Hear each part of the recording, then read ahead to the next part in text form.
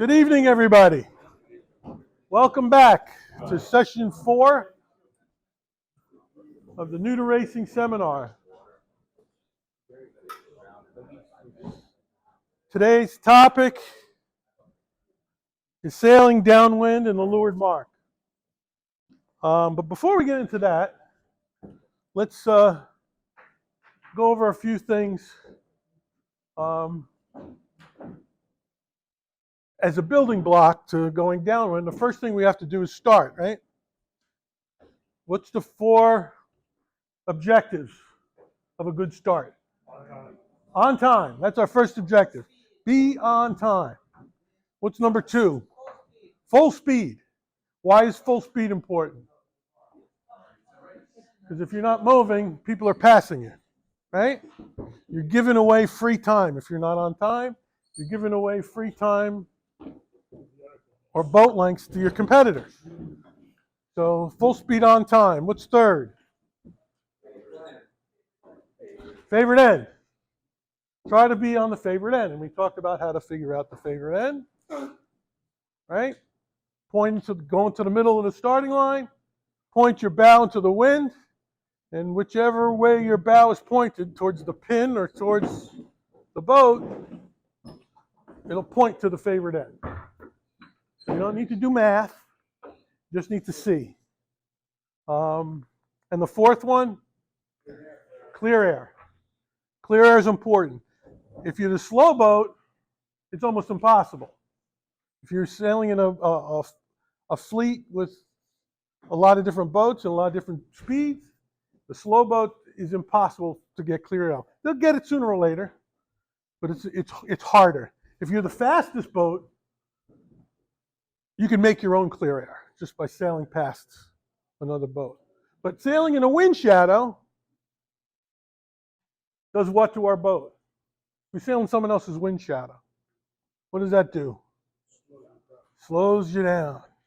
So even if a boat's faster than you, if they're in your wind shadow, they may not be able to pass you because they're in disturbed wind. You're in clean air, they're not. Could make the difference between, your 30-foot boat and a 34-foot boat that goes faster.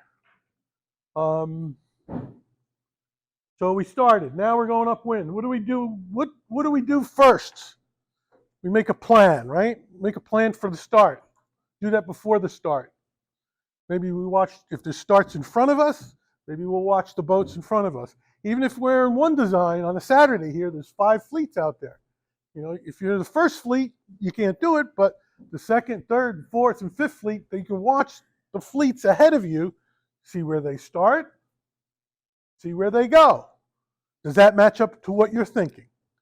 And you did your homework before the race, you've done wind readings, you know the wind's shifting a little bit to the right, and then coming back to the left, whatever the situation is, you're aware of it, and you already decided or figured out which end of the line was favored. Did the fleet in front of you start at the favorite end that you think is the favorite end? If they didn't, recheck it.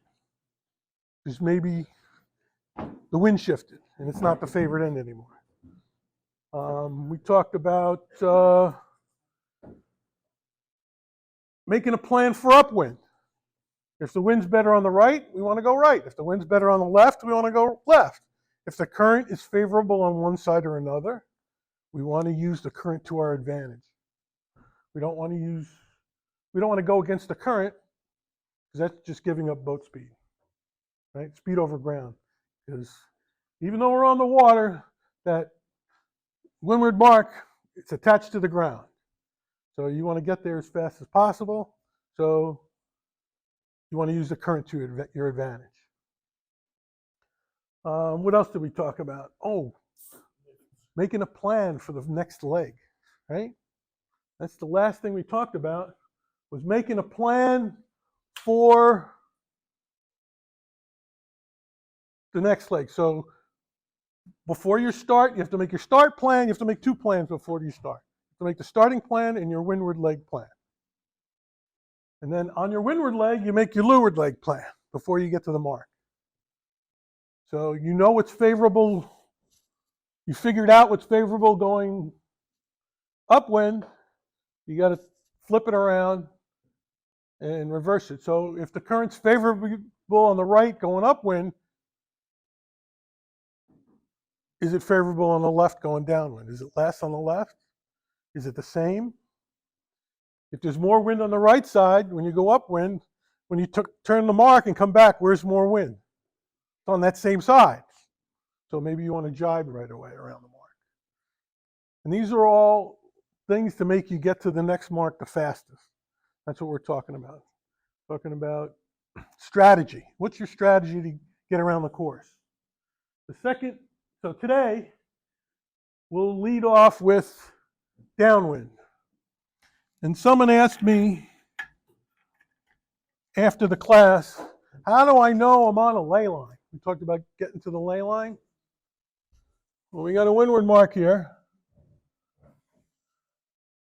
And we got two ley lines, port and starboard ley line.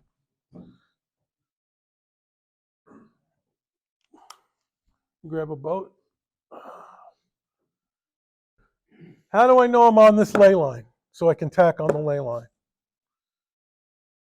Does anybody tell me how they're going this way? You're going this way. How do you know you're on that ley line? When the relationship to this mark is directly a beam of you, you're on the ley line. And just looking to the side of the boat is tricky. What I like to do is I either line it up across the two cabin winches, and I say, okay, that's perpendicular to the boat. My two winches, I got one here and one here. So when that's lined up across the line, I know I'm on the ley line. Or if I'm driving and I got a wheel back here, I can line the wheel up to see if I'm on the ley line. And it should be 90 degrees. Now, if you're 50 boat lengths from the ley line, can that change? I'm way down here. Okay, I'm on the ley line. I tack. What happens? If the wind doesn't change, you'll stay on the ley line. And how do you know it? When you're on the ley line, you know you're on the ley line because you look out this side of the boat, the leeward side of the boat, and you can see the mark. The mark's way to the left, you're above the ley line. If you can't see the mark, you're below the ley line, right? So if the wind shifts and you're sailing like this, you won't be able to see that mark from here, from this part of the boat, from the back of the boat, right? If you can see the ley line and you're driving the boat, you can see the mark, you're on the ley line. If you have a current that is against it, The currents play a part. So if you have current going this way, it's going to be pushing you off the ley line. So now, when I come across the ley line, say, all right, I know the current's this way. I see the mark here. I'm going to wait till I'm perpendicular to up here. so you delay your how many boat lengths? Depends on how much the current's running. How many boat lengths? Could be 1, 2, 3. Now, if you're way down here and judging it's hard to judge a ley line from far away. Where is it easy to judge a ley line? This is easy. I'm at the ley line, right? That's simple. But what happens up there? That's what we talked about last week. You got that 3 boat length zone. So it's 1, 2, 3. You don't want to be there. You want to be outside that zone. You don't want to tack inside that zone. You better be the first boat or the second boat with not a lot of traffic. Because if there's traffic there, what do you have to do? Let's get some traffic. I got traffic here. What's this guy got to do? He's got to fall off. He's going to duck this one, right? Well, he can't. Even if it's here, you can't fit in there. So he's going to have to duck both. right? And if there's a third one, he's got to duck that. And a lot of times, if you have 10 or 15 boats in your fleet or in your division that are relatively close in speed, we're all going to get there at the same time, or close. Not at the same time, but close. So there's going to be a lineup. So if you're within the 3 boat lengths, if you tack in here, if you make this guy move, anytime during your tack, you make this guy's bow move this way to avoid you, you have fouled him. Right? All he has to do is flinch. And we talked about last week, it's easier if these are all real experienced racers, maybe I can get in there. Because I know they're not going to flinch. They're not going to be afraid. When I come up in here, they're not going to panic and go this way. Right? But if it's a new guy or girl, a new sailor, don't do it.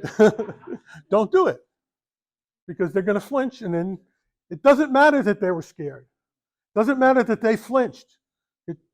The fact that they did is what is the foul. You caused them to flinch. So, yeah, if I'm here and another boat here that's really good, and you think we're a little too far away, maybe you want to come and camp here inside the 3 boat lengths, that's fine. But we can't flinch going around the mark. I'm talking all the way around the mark. Right? So if it's here, you're going to hit the mark. Right? If you tack underneath and this guy is on a perfect ley line, you're going to hit the mark. You're not going to make it. You can tack right in front of them. So you tack right in front. Right. They got more speed. You better have, if you're inside the 3 boat length circle. No, before. Oh, before that, you can, as long as your sails are full, Yeah. you're good. Inside the 3 boat length circle, not so much. You cannot come in on the fourth. Right? Inside, there's different rules inside that circle. We got that 3 boat length circle, and you don't think it's big, but it's pretty big. Right?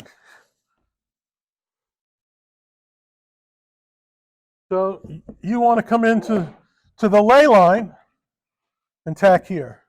If there's current against you, you got to go if there's current pushing you to the left, you got to go further. Or you're going to come up here and you're going to be short and have to tack in here. And you don't want to do that. This is the danger zone. 3 boat lengths, right? So do everything outside of 3 boat. Now, you want to do it 40 boat lengths away. You can tack on the ley line 40 boat lengths away, but if the wind shifts, you either went too far or you didn't go far enough and you'll have to do 2 more tacks. Right? If you're way out here and the wind shifts to the left, I'm going to have to tack twice to get back on the ley line.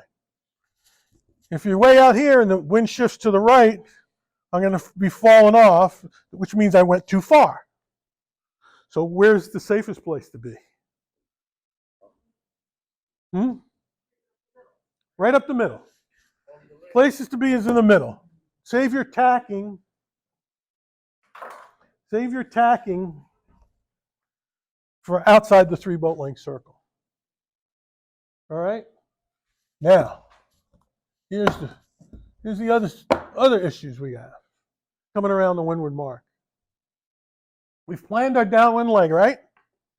So we know that this side had more wind going up. So there's more ripples in the water here. And it was a little glassy on this side. So we come around the mark, what do we want to do? If we're going straight to a leeward mark, in a windward leeward, we're going to want to go back this way, right?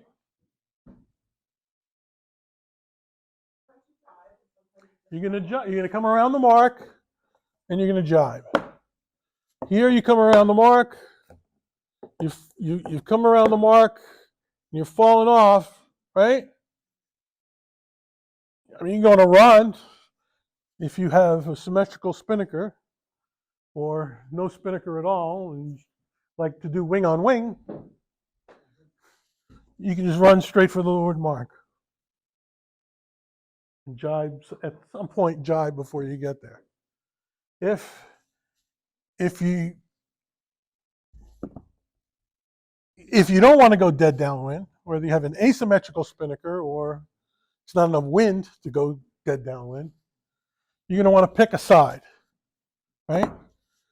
So you come around the mark, there'll be boats, there might be boats here and boats here. This guy can't jibe until this guy jibes, right? They're both on port tack. Now if this guy jibes,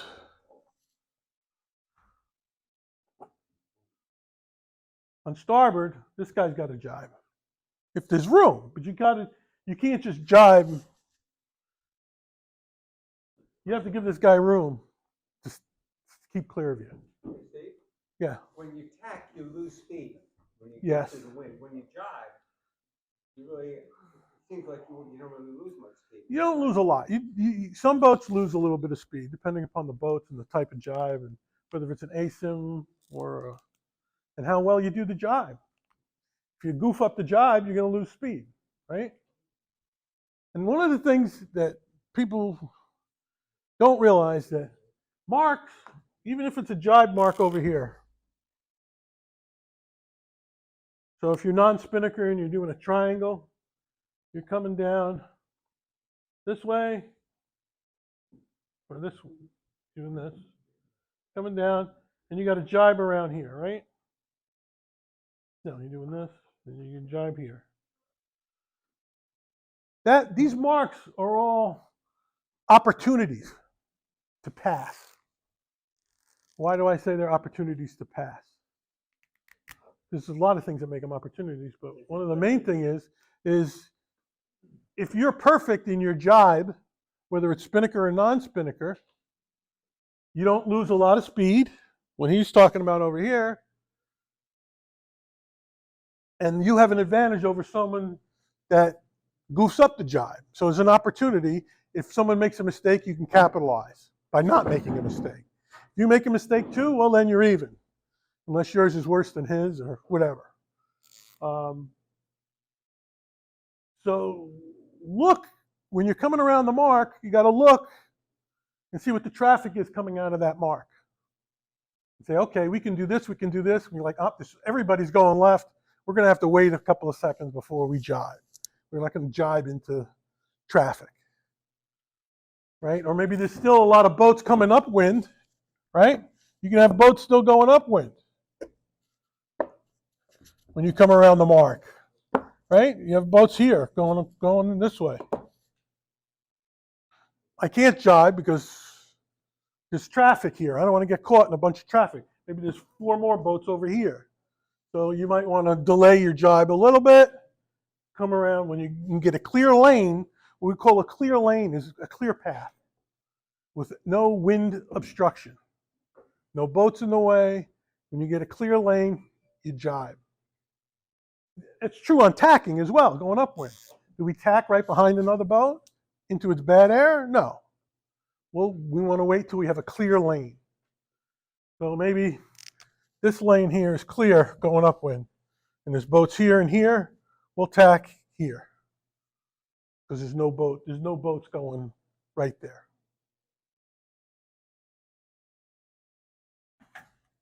So do you tack on top as close to the mark as you can? Or You tack as close to, the mark as you no, not necessarily. On the windward mark? can? On the jibe mark? Yeah. It depends on if the wind shifts or not. Sometimes you'll jibe before you get to the mark because the wind shifted a little bit. It's not quite, the course isn't quite square anymore. Or you can be in a big righty or a big lefty. So you need to jibe sooner or later. But most of the time you're going to jibe around the mark. And when do you take your before you get to the leeward mark, Yeah, good. it's timing. It's different with every boat, and it's different with every crew. Some people have to start 5 boat lengths from the mark. They'll take the spinnaker, and it depends on the wind conditions. If it's light, you can leave it up longer.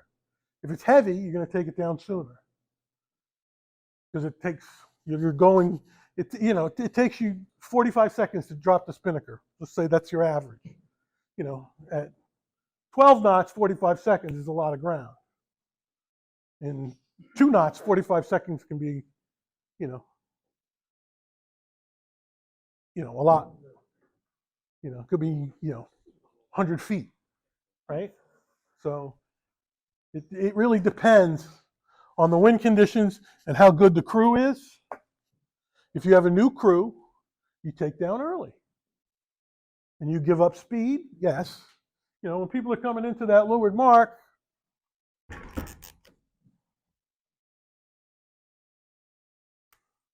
you have a spinnaker, you probably know jibe mark. So either you're over on this side or you're over on that side. You're on one side or the other. Boats over here, and you have boats over here. All coming to that mark, right? You're all coming to the same place.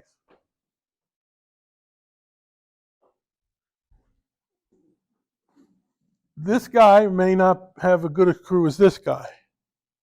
So he may leave his spinnaker up longer and get to the mark. Ideally, you're a couple of boat lengths from the mark when you take your chute down. Because when that big spinnaker comes down and you're still going downwind, you get a little jib, you'll slow down. That's why we use spinnakers, to go faster. So it really depends on your crew.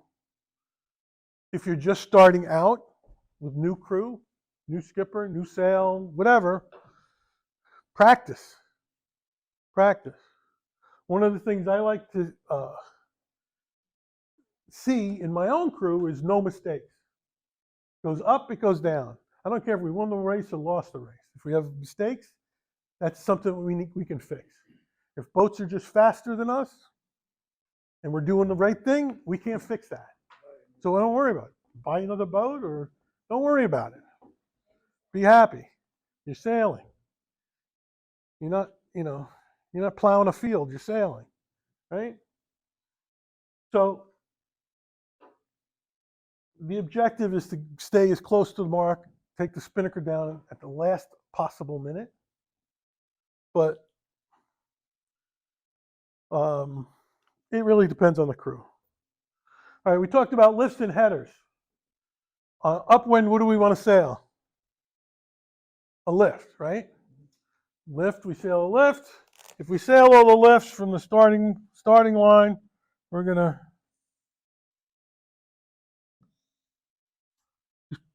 do something like that. We sail all the headers, going to the starting line.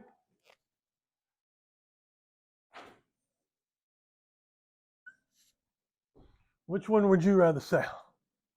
The lift is much shorter distance, much shorter distance. Now going downwind, what happens? What happens in a lift going downwind?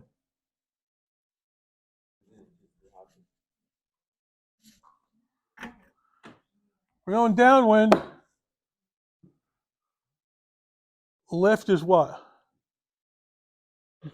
You're going closer to the mark, to the windward mark, right?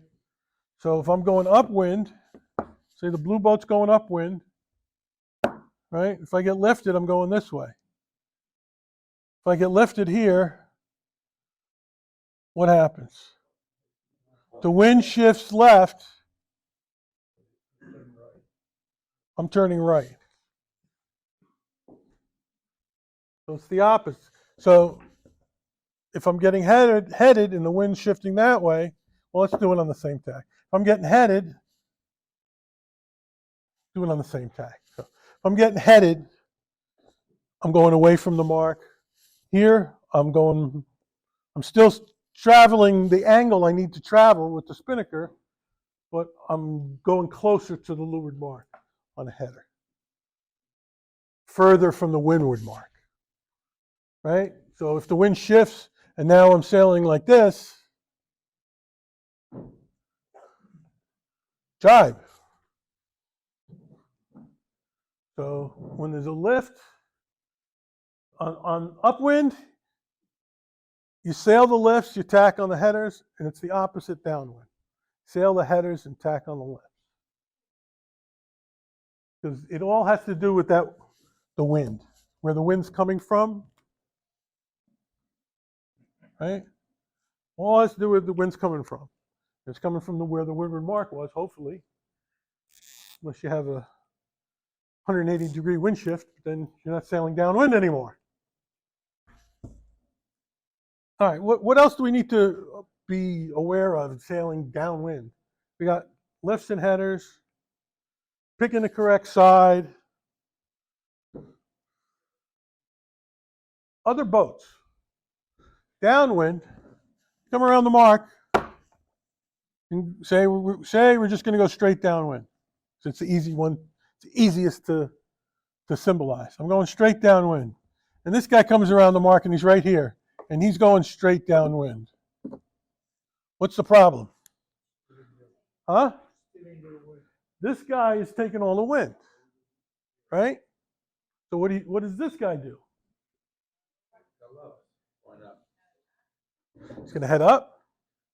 Or if they came around and they just came around and they're bearing away, he's either going to head up to get clear air, because that wind shadow is going to be like this. Or he's going to jibe and go this way, get clear air. Clear air. What lengths are we looking at For wind shadow? Yeah. I know it's gonna be, that's a, Depends upon how hard the wind is blowing. In light air, it's longer. In heavy air, the wind, it's blowing harder, so it gets back to normal faster. So it could be 10, 20 boat lengths, depending upon how big these boats are behind you and how big you are. If you're a little boat and that's a big boat, it's going to be a lot longer than if that's a little boat and you're a big boat, right? So you don't want to sail in the shadow. Even if you're, on a reach, the same thing. His shadow is, his wind shadow's here like this, right? You don't want to sail in that. So you're going to head up. Most people head up until they don't want to head up anymore, then they jibe. You head up a little, try to, you see him coming, you head up, you sneak up a little, okay, I'm out of it, but eventually he's going to catch you, or he's going to head up because he wants to get in your bad air. He wants to give you bad air. He wants to slow you down to pass you. And then you have the guy that comes down this way. He's faster, right? And he just starts to head you up, or you're coming down on top of him, and his reaction is, okay, this guy's coming down, his wind shadow is going to get me. He's going to go this way, and you're going to go up a little bit, and he's going to go up a little bit. He's going to go up a little bit. This is okay. This is normal. But there's a point of no return here. You don't want to let every other boat in the world, while you two idiots are fighting over here, the rest of the fleet's going to pass you. You don't want to do that either. I've seen this happen.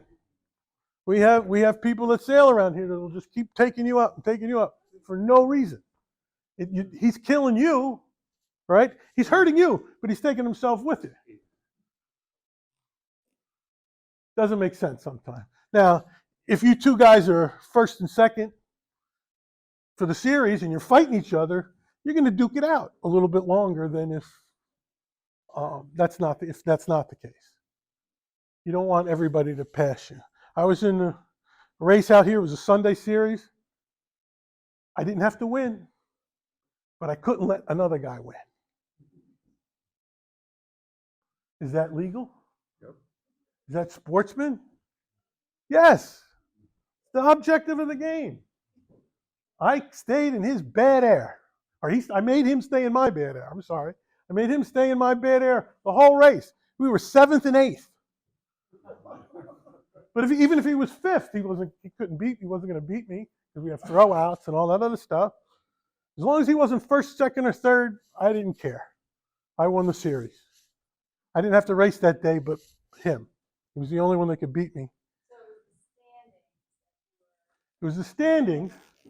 Right. If he got 1st, 2nd, or 3rd, he would count that and throw out maybe a 6th instead.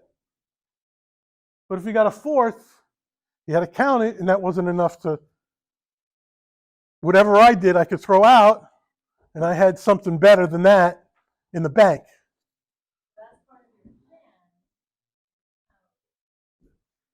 That's one of the what?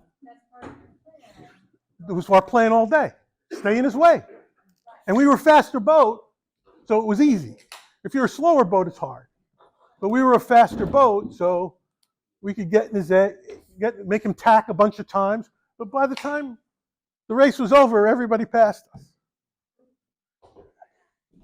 And he was very gracious. He came up to me and goes, "You did it to me. You got me. I couldn't get away from you." But that's the way, it's fair. We do it all the time. Everybody does it to everybody.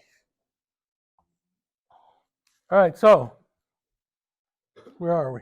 Let me get back on track here. Finding wind. How do we find? We're coming downwind. Where do we look for wind when you're going downwind? You look behind you. What's a good way on a big boat to have someone looking for wind? Anybody have someone sit on the boom to hold the boom out, stabilize it? Right? They don't sit on it, they lean on it. That's the person you want looking back. They're looking for puffs. They're looking for any kind of wind changes. Is there a puff coming from over here now? They were coming from over here before. Are they coming from over here now? When there's no wind at all, the guy that figures it out first usually wins the race, no matter what position they're in. Whoever's ready with the right sail configuration. I have won a race because I saw something that other people weren't paying attention to because it was a drifter. And I said, okay, the wind is coming from over here, and I had the wrong sail up. When there's no wind and you're doing nothing, taking a sail down doesn't really hurt you much, right? So we changed sails, and when that fresh breeze kicked in, we took off like a rocket. Everybody else was scrambling because we spent 5 minutes before that getting ready for it. So paying attention to where the wind is important, especially downwind, because it's not in front of you. Going upwind, the wind's all in front of you. Everybody can see it, right? The skipper can see it.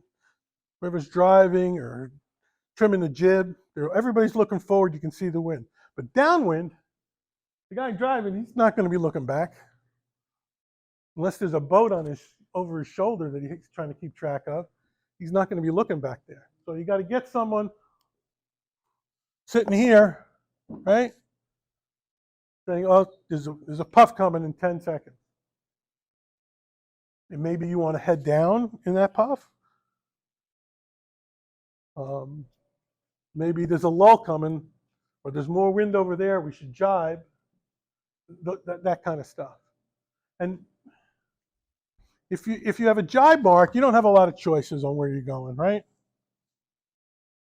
You come into a jibe mark, basically from that Leeward Mark to this, it's all about boat speed. Clear air and boat speed.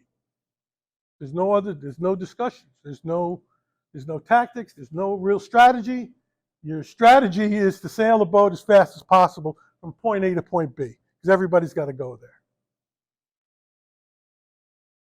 So you have to worry about where are the boats in front of you, where are the boats behind you, are there wind shadows, do I have clear air, do I not have clear air? Very important, especially downwind. Now, when we go downwind, Can we use the spinnaker pole to hold the jib out? But what's the rule? You can use a whisker pole, but what's the rule? That whisker pole has to be what? Has to be attached to the mast. You can't just take a pole and hold the jib out. That's illegal. That is disqualification. You can sit on the boom. You sit on the boom. There's nothing like, you can't hold the jib out.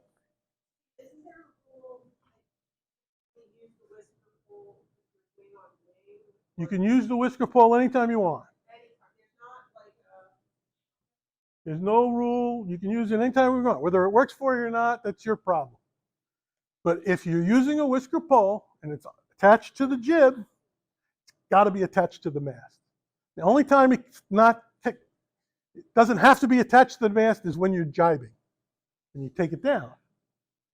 But you have to take it off the sail to jibe.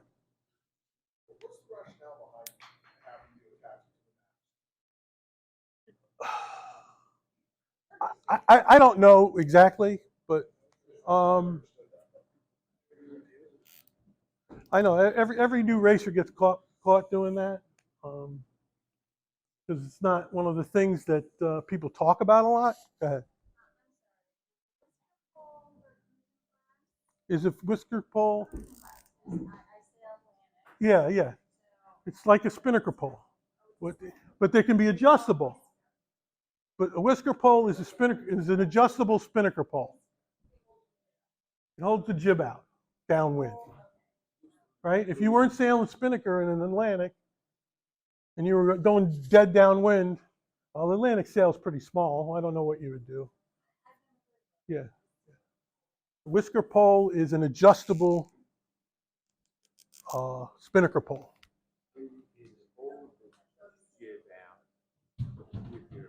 You can hold the jib out with your hand as long as your body's inside the lifeline. You can't lean your body out on the lifeline. You know, you have to be inside the lifeline. You can hold it as far as you can reach. That's legal. If you have long arms, it's great. All right? What are the other things you can do downwind to improve your performance with your jib? Well, we all sheet. You want to stay out of the. You always want to stay in the middle of the boat. You don't want to be in the bow going downwind. You don't want to be in the bow going upwind either.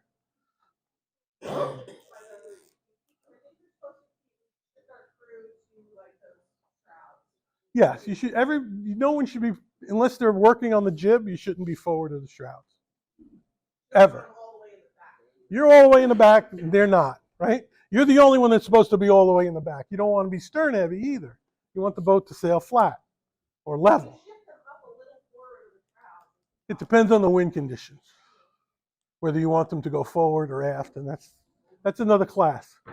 That's another class. But today, downwind. Can you move your car? You can move the car. You can, what we call outboard sheet.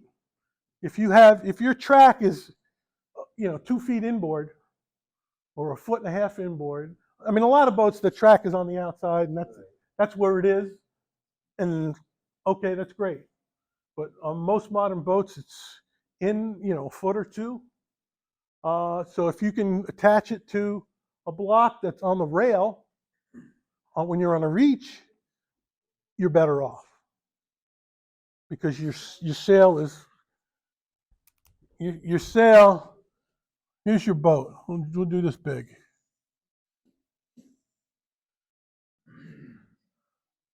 You have your jib, sheets, there. There's your.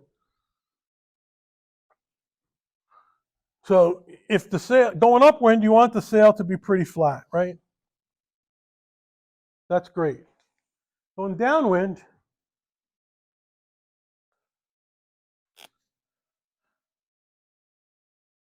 you want the sail to be maybe out there, more curve, or or even something like that. You want more curve in it going downwind. So if you don't have a pole, here's your mast. That would be your pole holding it out. You can sheet here instead. So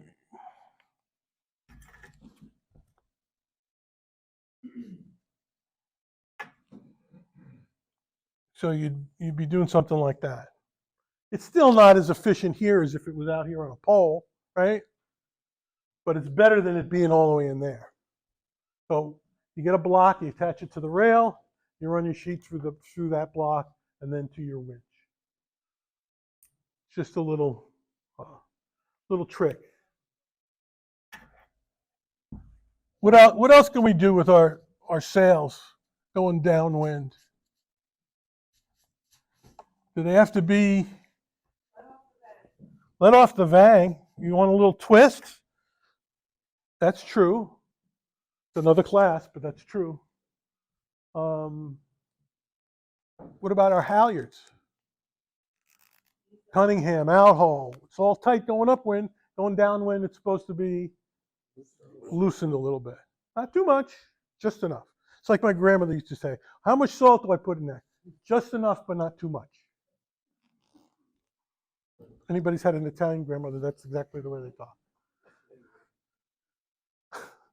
Just enough, but not too much. So you let off the halyard just enough, but not too much. That's all. That in itself is another class. Class and sail trim. All right, so we're on this leg. We got to plan this leg, right? What happens down here? Oh my God! What happens down here?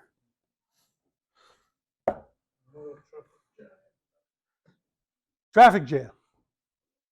Who is right away? Yellow, blue, or green?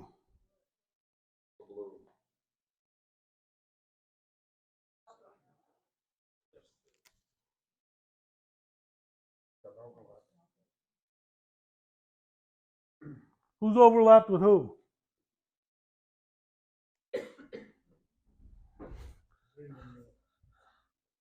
Could be this way too. An overlap. Everybody's got to go around there to port, right? So all our sails are over here. Who's got right away? Port or starboard? Starboard. Yeah, who's got right away here? Yellow, right? Who's got right away now? We're all on the same tack. Yellow. Same overlap exists. Right? Remember, we have the 3 boat length circle. 1, 2, 3.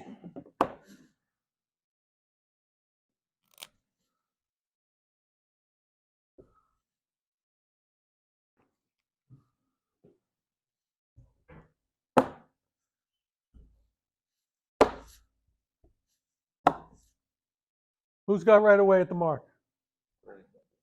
Green.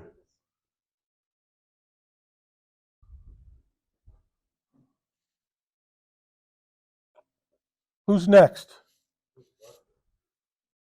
Good question. It depends who's next. It depends who's next. We all know green is why.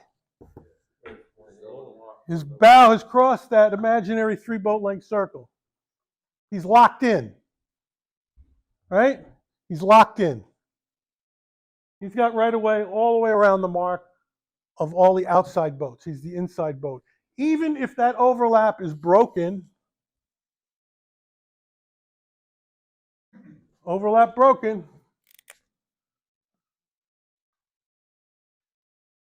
because he was there first, he crossed that zone first, he crossed into that zone first, he has, now he may not be able to get there, you know, it may be inconsequential because yellow is so much faster, he's got his spinnaker wrapped around his forestay or something funny like that,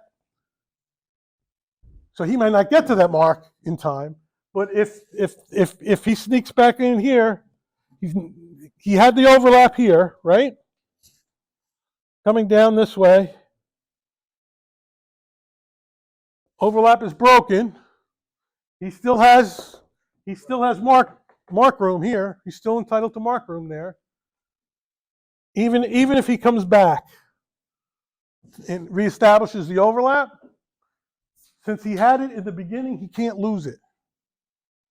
The only way he can lose it is if he can't get there. But then it's not an issue, right? You got boats stacked up like this here. Okay, on Wednesday nights, we have spinnaker boats coming windward leeward. They're not going to the jibe mark. We got all these guys coming from the jibe mark.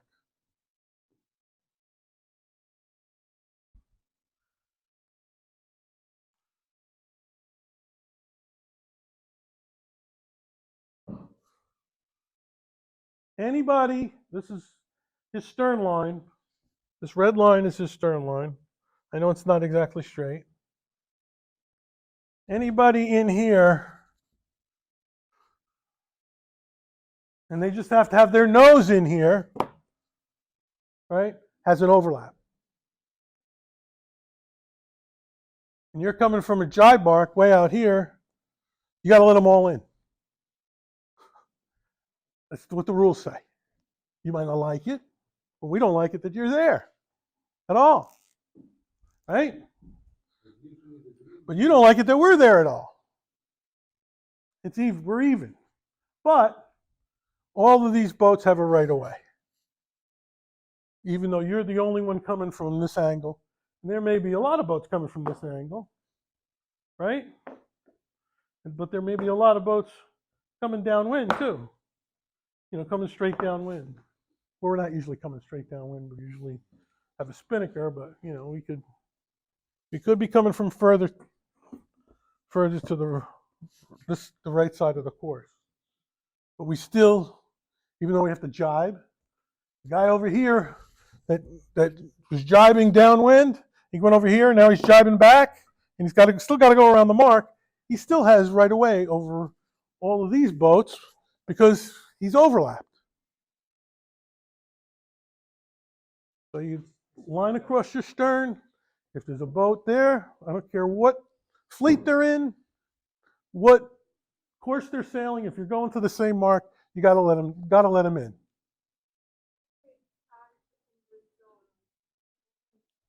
What's that? Doesn't matter.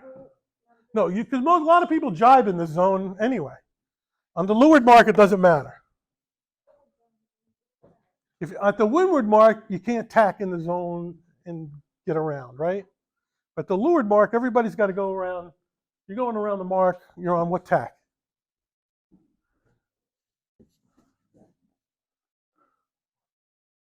You're on port tack. So even a starboard tacker, still starboard port, right? You still have to let the starboard tacker in, but a starboard tacker coming in there is always going to be overlap in that situation. So it's, you know, you don't have to, it doesn't matter what tack they're on. If they're overlapped, they're overlapped. They're going to have to jibe, and you know, you have to give them room to jibe.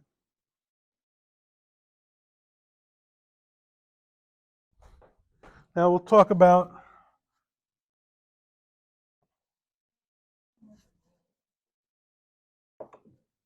the rules next week. Yeah, next week. Rule night is next week. We're going to go through all the rules next week. So I don't want to beat them up here. Just to let you know that when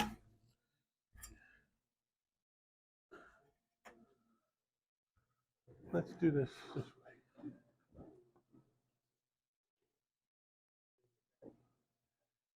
There's my leeward mark. Let's be even more professional here. There's my wind arrow. The windward mark's way up there somewhere. I'm coming into this leeward mark with boats. I'm going to come around, right? Normally I'll come around, then I'll start going back upwind, right? I'm going to go upwind. How far do I want to get to that mark?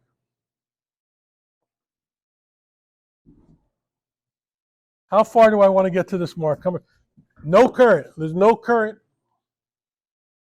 We're not worried, with the absence of current. How close do I want to get to this mark? You wanna reach out and touch both? I want to reach out and touch somebody, but I don't want to touch it.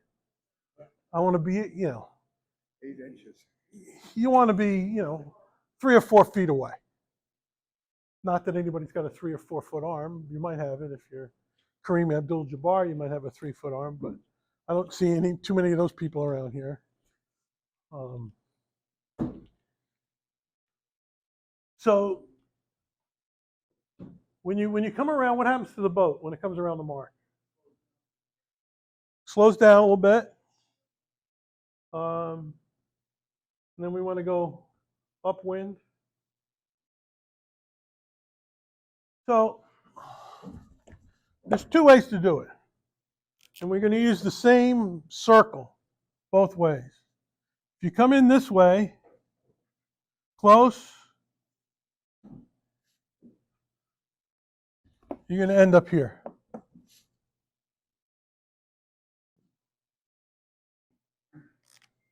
If you come around this way,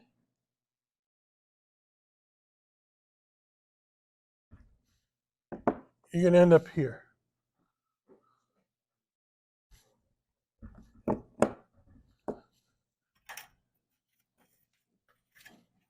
Your third color. Say there's a lot of boats here, and you're coming around this way, and there's a lot of boats in the way. Which track do you want to be on? Green, red, or blue? If you come in close to the mark, when you turn, what turns on the boat? Bow or the stern? No, the stern turns. Your bow doesn't turn. Your bow swivel. You swivel on your bow. Your rudder's in the back, right? Makes the back turn. So you come around the mark, you kick out. This guy's going to come around the mark on the red line. He's going to come out inside of here. What is that? Opportunity. He made a mistake, right? He may not have had a choice. There may have been a boat in his way that's over here now, right? That was really bad. So if you're coming in this way, you're like, okay, that's great. He's going to come around. You got to let him come around. And when he swings out in this way, you're going to swing far and tight. And you're going to be inside of him in clear air. And you'll give him bad air very shortly.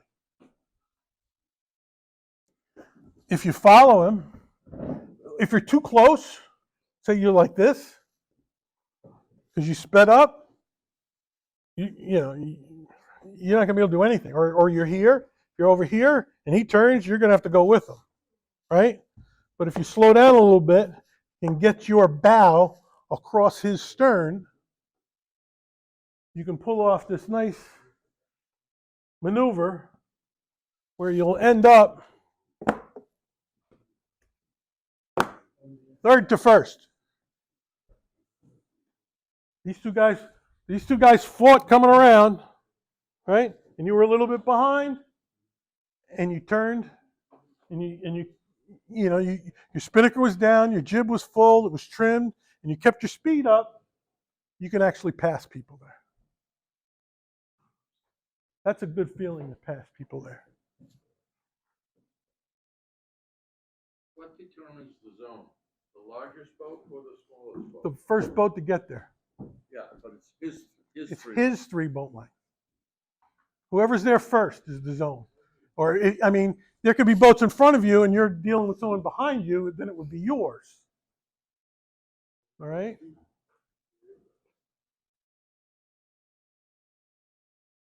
So,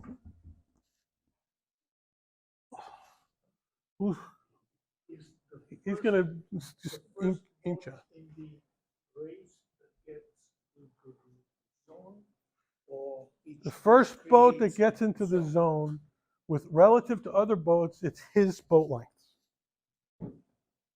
The boat that's in the zone first. Let's say that. Now, there could be 3 boats involved. You can have a boat here, you can have a boat here, and you can have a boat out here. He got to the zone first, so it's his 3 boat lengths.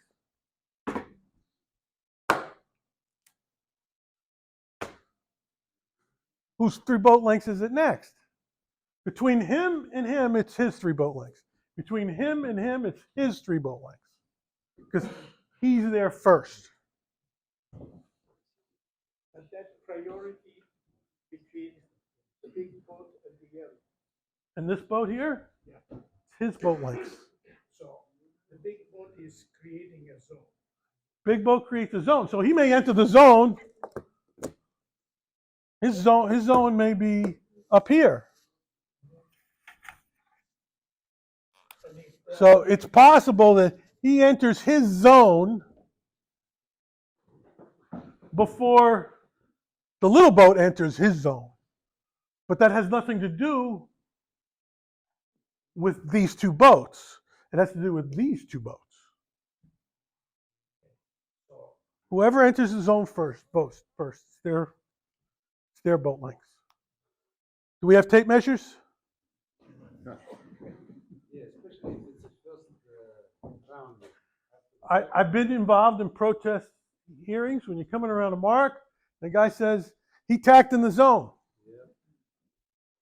And the other guy says, I tacked with 10 boat lengths to go. And they're the same size boat. Who's right? The drone. The drone. Yeah. The drone's right? Yeah. No drone. Who's right? Whoever's most convincing to the protest committee is right. Sometimes it doesn't make any difference. If you're on a protest committee, it doesn't make any difference, they're not going to say anything. They'll assume in favor of the person that's going to lose the protest, usually. Rules are the same between people who know them and who don't know them. The rules don't change because you know the rules are the same. But, you know, I've been involved in a lot of protests here as part of the jury. Not so many. I think I've only been in 2 protests, 3 protests in 20 years with my boat involved. The 4, I just remember the 4th. Okay, so but 4 in 20 years isn't bad. You know, how many did I win? 4. Because I know the rules. And if I'm wrong, what do? I do a 360, I take my penalty. I'm not going into that room if I'm wrong. That's crazy.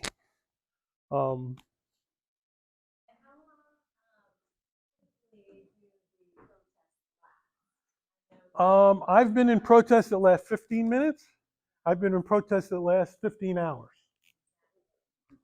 It depends. Sometimes there's a lot to chew on, especially when you get to marks. There's a lot of things going on, a lot of different rules you have to apply. You know, and if this rule is applied, this one isn't, right? So you gotta be able to figure it out.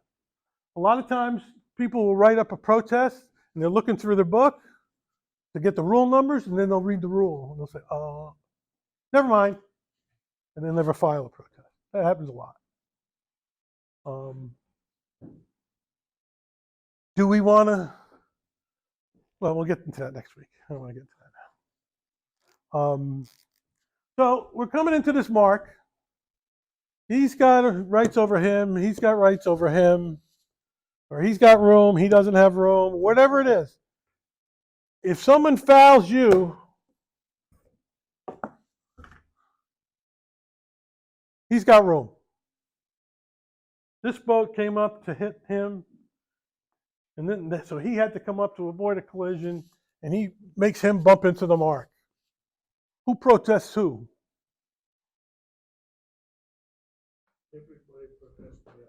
The green boat protests this boat. This guy turns around and protests this boat, and if everything works out the way it's supposed to, this guy will be exonerated because he didn't have any choice, and this guy will be disqualified. And what about the green boat? The green boat's the one that had all the rights. Yeah, but he hit the mark. He got forced into the mark. Do your turn. So he just doesn't come to. Because if they say, oh, you hit the mark, and you admit to hitting the mark, he made me hit the mark. You didn't do a turn. Goes to the protest gets thrown out for some reason. What happens? So in this situation, who needs to make? You get thrown out. You only get exonerated if someone else breaks a rule and forces you to break another rule. So if you hit the mark, So in this do a situation, turn. only yellow need to make a turn?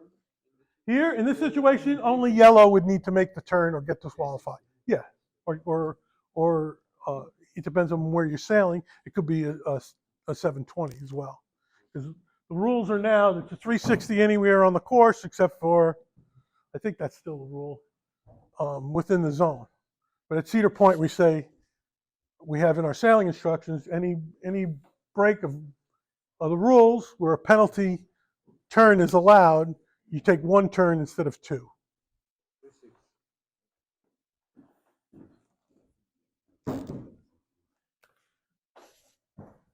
Now,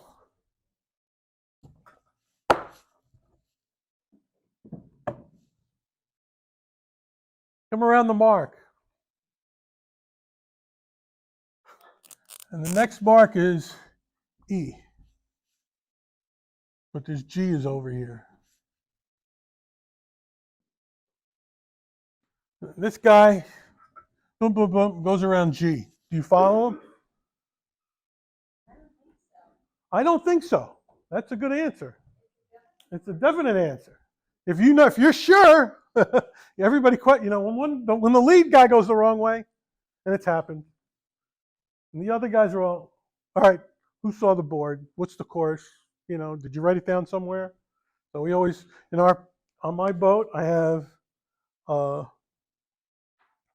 tape, white masking tape, and I put white masking tape, and I'll have like 3 strips of white masking tape, or maybe 4, it depends. And I'll put the course here, first mark, second mark, third mark, finish. Write it right on the masking tape. I used to use grease pencils, but they're harder and harder to get off. Yes, ma'am. What else does she put on the tape? Sometimes she puts the direction to the next mark. Sometimes, I mean, you can put anything you want on this tape. You might want to say, you know, from here to here is 242 degrees. Is that helpful? In a big course, it's helpful. On a small course, it's not very helpful. But on a big course, it's helpful. If you can't see the mark, right? If it's mark L, which is one of our smallest marks, and it's way out there, and you can't see it, or, you know, then that's useful. So it would be L 240. Or maybe, if it's one of our destination races, maybe we're going to round some marks to starboard. And then it would say it on the board, round C to starboard. So then you would write C starboard. C with an S. So you know you're going to see. So that's part of your planning. It's very useful. I've seen other boats do it. I don't know where I got it from. To tell you the truth, probably from somebody else. Said, hey, don't use that grease pencil anymore. It's too hard to get off. Or some people put up a little dry erase board. They have it Velcroed to the bulkhead or something. But knowing where the next mark is important. Why? Because you can't plan your leg if you don't know where the mark is. I mean, if you're just doing windward leeward and it's 2 orange tetrahedras, you don't need it. Right? You might need it because of wind shifts. Like, you know, they'll say, on the committee boat, it'll say, you know, W at 210 degrees. That's a windward mark, 210 degrees. And then maybe there's a jibe mark. That'll be, let's say, J at 106. So it's from here to here, something like that. Then it's helpful. But if you're near the Atlantic and you're going windward leeward with the tetrahedges, well, you might want to write yellow or red, right? Yeah, but you might want to, if you're going to the red mark or the yellow mark, they'll tell you at the committee boat. So you might want to have that written down. Because you get halfway up the leg and somebody goes around the yellow and they're supposed to go around the red. I've seen the whole fleet follow the yellow. Not necessarily the Atlantics, but it was one of the one design fleets. They all went the wrong way. And then that doesn't happen that often. It does happen though. Disagreement among the crew. But it's all part of planning. If you plan your legs going from mark to mark, and you write it down somewhere, it's easy to get confused if you don't write anything down. If you're just going off the seat of your pants, it's easy to get confused, especially if the lead boat makes a mistake, because then you're just questioning yourself. I was in a regatta once that people didn't read the board. It was a windward leeward. I think it was WL, let's say it was WL4. So that's windward, leeward, and the instruction said the 4 is how many legs? Well, this person, it was the first race, they thought the 4 meant 4 times around. So they were in the lead. This is a J30 regatta. They were in the lead, and we were in second place, and we weren't catching them. They came around the mark, and the finish line was here. And then we came down and we finished. And they were up, so they ended up 8th because everybody else followed the instructions, right? They thought it was 4 times around because they didn't read the sailing instructions. But we'll get into that next week. Any questions on going from the windward mark to the leeward mark? I'm sure there's a lot of questions, but anything on what we covered today? How do you determine when to jibe to leeward? Okay, when do you jibe to leeward mark? Well, just like there's ley lines to the windward mark, and does everybody have the same ley line to the windward mark? Close, but no. But the answer is no, but they're close. Because some boats sail higher than others, right? So their angles are going to be different. Well, it's the same downwind, only it's more extreme. If you're sailing at a certain angle and you jibe, where are you going to be pointed? Sailing the same angle. So it depends on the wind speed. It depends, right, and how fast you're going, on what your angle is. With this, it's 90. Downwind. It's not 90. It can be depending on the wind direction. Depending upon the wind speed, it's going to be different directions. In heavier air, you're going to sail lower. In lighter air, you're going to sail higher. And how do you know? Use compass. Just like upwind, we're looking at the winches. Yeah. What about downwind? Downwind, it's almost the same. Because if you're sailing downwind,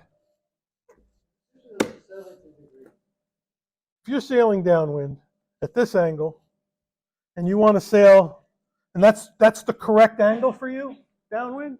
This is dead downwind at 180 degrees, so maybe you're sailing this angle, right? When you jibe, what are you going to do? You're going to probably go about 90 degrees. It's different. Every boat's different, right? So you have to learn what's good for your boat. There's no rule that I can sit here and say, jibe at 90 degrees. You have something on your boat, like a line, like you have. No, I got 2 eyes in front of my head. No, but if it's 70-degree jibe, 90-degree. Well, it depends. It depends on what angle we're sailing. Like I said, if I'm sailing at 90 degrees to the wind, or 45 degrees to the wind upwind, on one tack, I tack over, I'm going to sail 45 on the other. Well, the same as downwind. If I'm sailing at 150 degrees, and that's the proper angle for my boat and the wind speed, I'm going to want to sail the same on the other. So you got to know where to turn. That's how you know when to turn. Other boats will tell you. We all sail similar boats with asymmetrical spinnakers. So the other boats will tell you. And you look at the other boats. You look at the other boats. How are they doing? Why are they sailing so high? Why are they sailing so low? There's no formula for that. No. Other boats, it's almost impossible to win. You have to do the opposite. If you're behind other boats, it's impossible to win. But I mean, if you do the opposite, you have a chance. If you just That's right. That's true. That's true. It's all about taking risks, right? It's all about taking risks.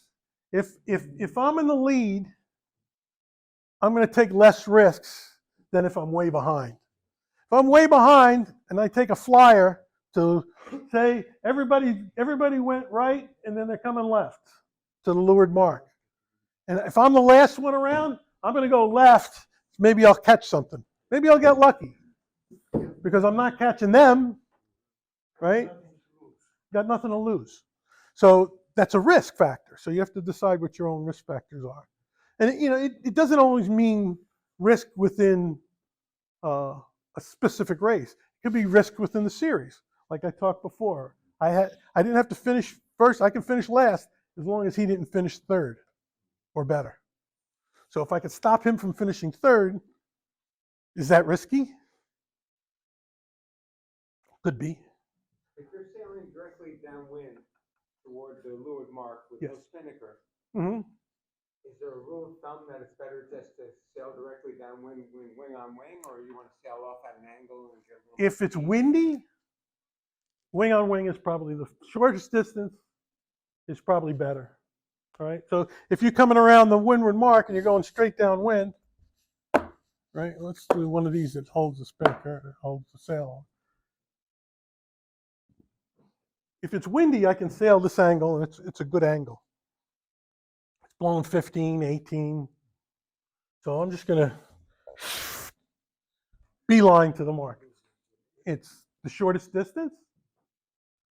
If it's light air, and I do this, and the boat's going really, really, really slow, maybe it's better if I head up a little bit and then jibe back. Keep the boat moving is the rule. Keep the boat moving. We touched on that last week, right? Only there was another adjective in there, right? Can you talk a little bit about hovering boats downwind when keeping the position? Okay, well, covering's simple. What leg counts the most? What leg of the race counts the most? The last one. If you're in the lead in the last leg, that's what you got to go with, right? That's what counts. You want to stay in the lead, there's one goal. Keep your boat between the other boat and the finish line at all times. Can you All buy right? insurance? But you don't want to do that and let other people sneak in. So there's a point that you have to bail out. Like this guy's going this way, so you're going this way to stay in front of him. He jibes and you jibe. Right? That's covering. That's a tight cover. A loose cover would be he's sailing this side of the course, you're going to sail this side of the course. You're not actually jibing when he's jibing or tacking when he's tacking upwind. So a tight cover is he tacks you, you're between him and the finish, and that's it. That's a tight cover. All right? You do that. If he's a faster boat, it may or may not work. But if boats are similar speed, if you're one design sailing, Just stay between, if you stay between him and the finish line, you know, it happens to me in ideal 18 sailing all the time. Going downwind, these things are not, don't pay attention to the sail. You know, come around the mark, guy jibes and goes this way. If I'm in the lead, I got to go with him. And I got to stay far enough out of his shadow so he doesn't blanket me. Because once he blankets me, there's a good chance that he's going to pick up a head of steam. And if it's light air, he could pick up a head of steam and then just go right past me, right? So you're going to stay between him and the finish line in clear air. If he goes up this way, I'm going to go up this way. But what if there's this other guy coming down? And I'm following this guy to the moon, and this guy finishes first. If I only have to beat him to win the regatta, then go with it. But if it's the first race in the regatta, no. You got to peel off and loosely cover him, maybe. Or forget about him. He's going the wrong way. I've had people do that. I was covering him, and then they took themselves into the next county. Right? I'm like, see ya. Go back the other way.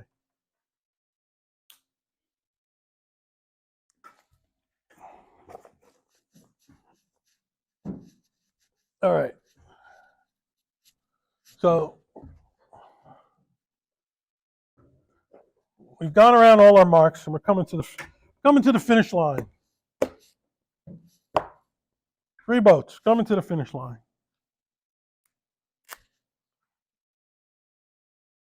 Boat.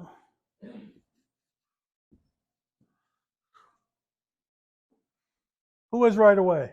Whoever's on starboard tack, right? Starboard. We're all going the same direction. Downwind, someone could be on port, someone can be on starboard. Starboard tack always has a right of way. But what if we're not? We're all on the same tack.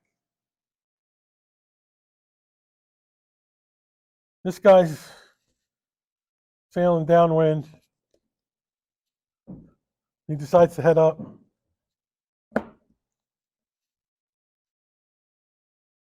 This guy crosses, and they're so close that if he went off a little bit, he would hit this other boat. What does this guy do? Got to tack around them. No.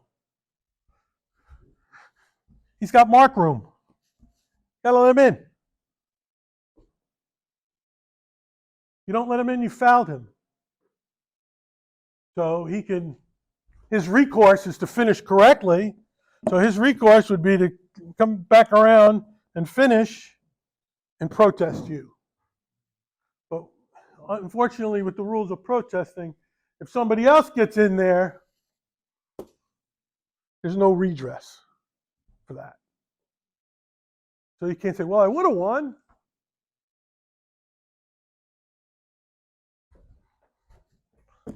Don't be there. But he's got to give you room. If you have an overlap, he's got to give you room to get in. On both sides. Does that make sense? At the finish, if you overlap, you have to give them room. You have to give him room. You have to let him in the finish line, yeah. You cannot push him off the... You can't push him off the course. You got to read the luffing, and some of it has to do with who's overtaking who. If he's an overtaking vessel, no, you don't have to give him room. Unless he's there. How many boat lengths? How close are you to the line? And can you give him room? You may not be able to. Maybe you'll stack of boats. Back in my younger years when I was sailing J24, we sailed up in Jamestown, Rhode Island with 75 boats on the line. A lot of boats. Sailed in same in J24s. We were in a regatta, Governor's Cup in New York Harbor. We had 80 boats trying to round the Windward Mark at the same time. The Windward Mark was in the World Trade Center shadow from the wind. Everybody got up there and just stopped. I'm talking parking lot stopped. A lot of hollering and screaming going on. Who came out smelling like a rose? The guy that was last. Why? We're all coming up to the mark, right? Screaming and hollering at one another, and there's 87 boats around here, and the current was going this way. Current was going this way. So all these boats screaming and hollering at one another. Well, we're up past the mark. The guy was last place, came in, he went straight to the finish line. Went from last to first. What is that? Opportunity. He seized an opportunity at a mark. So I know a lot of people say, well, I don't like to go twice around. I only want to go once around. Too hard to go twice around a course. Well, twice around is twice as many opportunities. Opportunities to win and opportunities to not win. Right? Go ahead. Can we go over again the finish? The finish. So the finish, let's say the yellow is in the green was on the back, but on the outside. You know, we're going to cover all this when we do rules. We'll talk about mark roundings and rules next week. We'll talk about that all next week on what happens when during rules. We'll read the rules and then we'll discuss on what they mean. So we'll talk about mark rounding. We'll talk about inside overlap. We'll talk about proper course. Whose proper course is it? General rule? It's somebody else's proper course. Right? Because if you're asking someone to sail their proper course, that's not for you to decide, that's for them to decide. They may be able to sail faster higher or faster lower, or they may decide they want to sail lower or higher because of the wind speed. It's their choice. So if you're asking about, you're telling someone, sail your proper course, that's exactly what you're saying. Sail your proper course. Don't sail my proper course. You know, I don't have that right. But we'll talk about that too next week. Anything else we want to cover downwind sailing? What if it's a medium breeze, and this is just a tip. What I did when I was sailing non-spinnaker, and it was a heavy breeze, so maybe number 2 weather. I would use an old number 1, beat the hell out of it going upwind, feather like crazy to keep the boat, because the upwind leg, you know, the first upwind leg is halfway up the course, right? From the start line to here is halfway up the course, you know, the way they set the courses up here. So you got a short windward leg, you got a jibe, 2 jibe legs, and then a short windward leg, right? So it's a short leg. Windward legs are short. I would sail with an old sail, beat it up, because when I came around this corner, I didn't want the number 2 up, not enough sail area. A bad number 1 or an old number 1 is better than your number 2 because it's got a lot more sail area going downwind. Upwind, not so much. So I would sacrifice a little boat speed going upwind, maybe half a knot of boat speed by using the wrong jib, using an oversized jib for the conditions.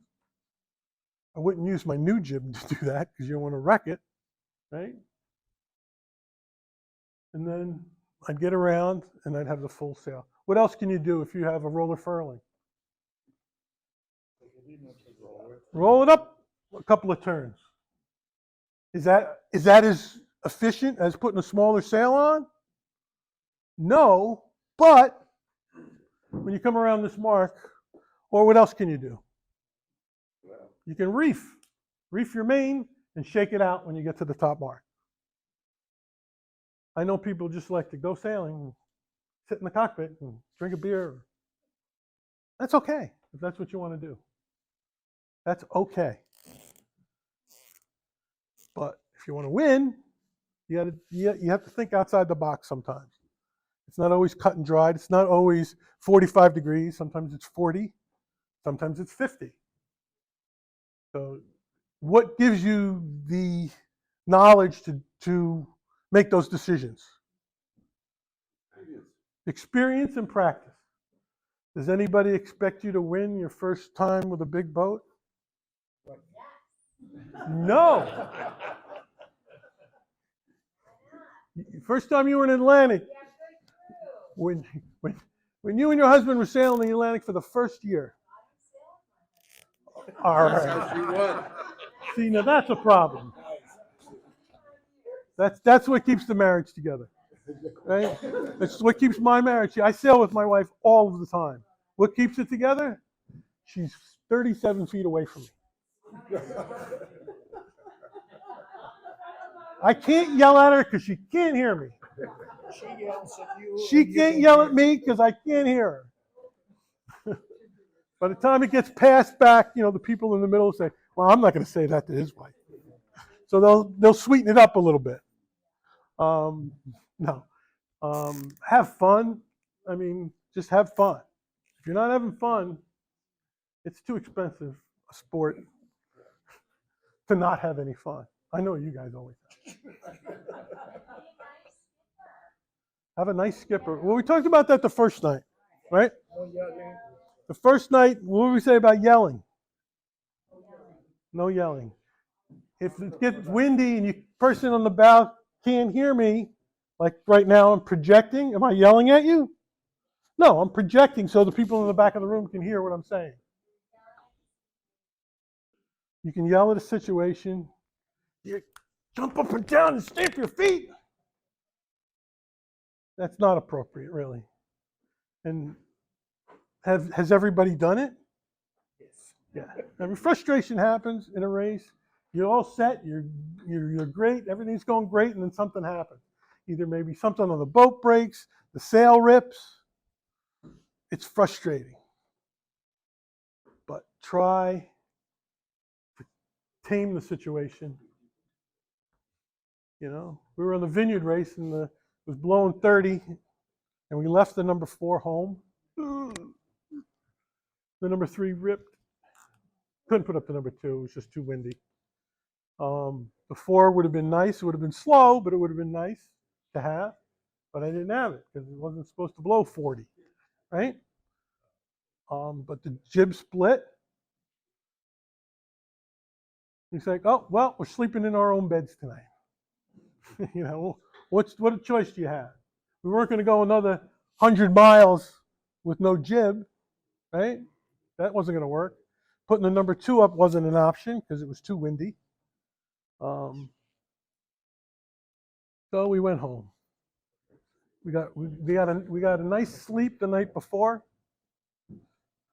and had a nice drink at the party. All right, that's it. We're done for tonight. Tomorrow is one of the most, or next week is one of the most important things we're going to talk about because it's got to do with all the rules. How do we make sense of all the rules and regulations, whether it's sailing instructions, NORs, and one other thing before you go. Saturday is club cleanup. All of you that paid to be here don't have to go.